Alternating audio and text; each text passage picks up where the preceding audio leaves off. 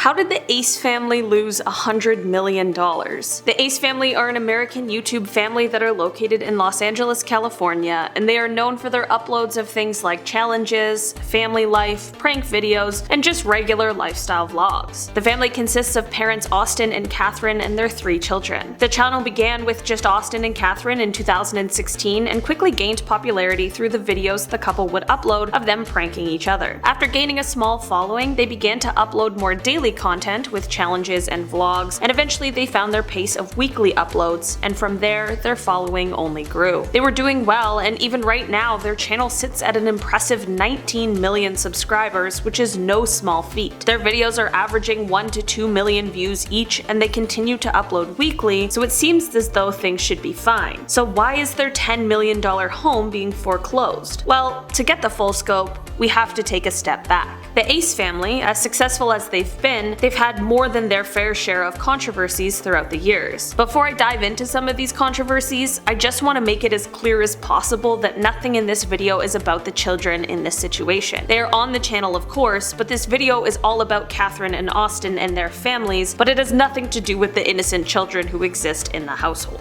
Getting into the controversies, there are many, and some of them are certainly more serious than others, but for the sake of this video, and for the sake of time and clarity, we are only going to be talking about the ones that apply to their loss of income. That does not mean the other controversies aren't important, because some of the ones I'm leaving out are the most serious and the most important ones, but they are for another video. This one is only about them losing money. So, the first controversy I want to talk about is the basketball charity event that took place in 2018. The family held this event and said that they would donate $100,000 to the charity of their choice, along with any other money the event made. The event was a hit and sold out, and it included performances by Glenn Travis, but despite the event having booming sales, the family only donated $75,000. The issue was only made larger by the fact that there was no explanation as to why they shorted this donation, which of course led people only to speculate the worst. There are some people who have theorized that perhaps the rest of the money went towards paying for the event, which in some respects is reasonable if this is what happened, but at the same time, when you're making millions off of your YouTube channel, it seems like the promise of $100,000 should probably be followed through. Another scandal of theirs came in the way of accusations that claimed that the family was scamming their audience in order to gain more subscribers. The pair posted a video in which they said that they were giving away $100,000 to any member of the Ace family, which is what they commonly call their subscribers. The catch with this prize, however, is that subscribers had to compete in this sort of basketball challenge in order to be entered to win the prize. But then, later that month, they announced that they had chosen 20 basketball players and YouTubers to compete instead, and then they went on to give the money to a wealthy basketball player who they were friends with. So really, it was not a contest for their subscribers at all. It is perfectly reasonable to do whatever you want with your money, and you of course are under no obligation to give your subscribers $100,000, but running a contest under those pretenses to then change on a dime is a little sketchy at best. While these two scandals we just talked about, if all accusations are correct, show what kind of people we are talking about and the potentially flaky nature of their supposed charity events, these next few show their issues in business that have also contributed to their financial downfall. Bad business coupled with greed is a messy combo. Firstly, the pair started an app that had all the potential to make them insane amounts of money. The app was supposed to be a place where fans could access exclusive content, limited edition merch, and on their YouTube channel it was marketed to quote real Ace family members. Here's the kicker though. It costs $20 per month to be a member. If they could get just 1% of their subscribers to sign up for a monthly membership, they'd be making millions of dollars off of just this app alone. 1% of their 19 million subscribers is 190,000. 190,000 times 20 is $3,800,000 a month, times 12 is $45,600,000 per year off of their app alone. That's insane. The trouble started, however, when it was realized that this app was essentially identical to Logan Paul's Maverick Club. Okay, it's not illegal to replicate someone's good idea. I mean, I guess it kind of is, but this isn't the only thing that led to the downfall. Basically, while they had help from professionals in terms of the creation and launch of the app, at some point in order to probably save money, they decided to try and do it all themselves, despite their lack of experience in launching and maintaining an an app. To cut a long story short, not only were fans upset that the content on the app was not exclusive, but now the app doesn't even exist anymore, and the family is now caught up in the midst of a lawsuit regarding the app. This is one of the main financial blows the couple has taken in the last few years. Next, we have Social Gloves. Remember a while ago there was that YouTuber versus TikToker boxing fight? It was Austin McBroom of the Ace family and the TikToker Bryce Hall. Personal opinions aside, this was actually a really fantastic idea, as there is a high demand for celebrity boxing matches right now for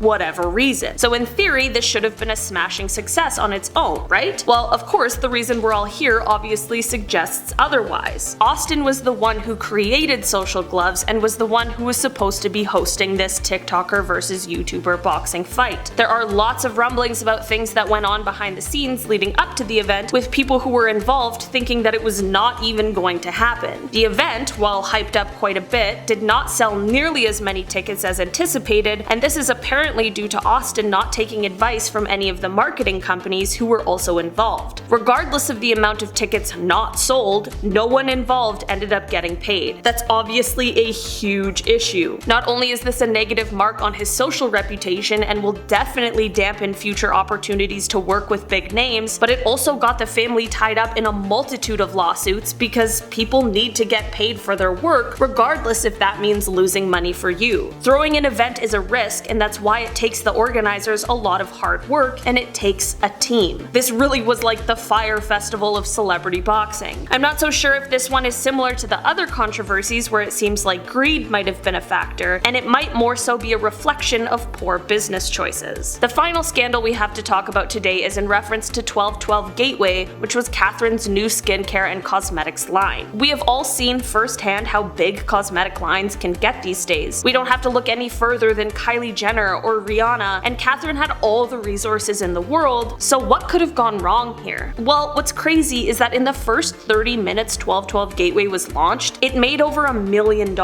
Yeah, it was a huge success, so what happened? 2021 was set to be an insanely huge year for the company, which Catherine owned 60% of. The rest of the company was owned by, well, another company, and this company was responsible for all of the back-end work. During the launch of the company and all of the success, apparently Catherine decided that she didn't want that other company involved anymore. I, of course, was not involved in the dealings, but according to the lawsuit filed by this other company, it seems as though Catherine just flipped and decided to lock them out of all accounts and everything to do with 1212 Gateway. She even got her own warehouse and decided to distribute the products herself. As we all know, you can't do that morally, but also legally, and financially it's also a bad idea when you don't have the experience to run a cosmetics company on your own. So now she has a lawsuit from the other company that she has to deal with, but also she was unable to fulfill all of the orders that were received, which means that most of her customers have decided, of course, to find other companies to support where they'll actually receive the things that they purchased. In the end, the fate of 1212 Gateway is really up in the air, despite this year having started off on a $60 million trajectory. This is all a super long way of saying that greed and bad business decisions have cost the family an insane amount of money, and it is now rumored that their $10 million home is being foreclosed. Who knows what the future has in store for the Ace family, but I guess we'll all find out. Thanks for checking out today's video, you guys. Make sure you hit that thumbs up button if you enjoyed it, and make sure you subscribe if you want to see more. Stay curious, LBQ fam, and I'll see you on the next one. Bye!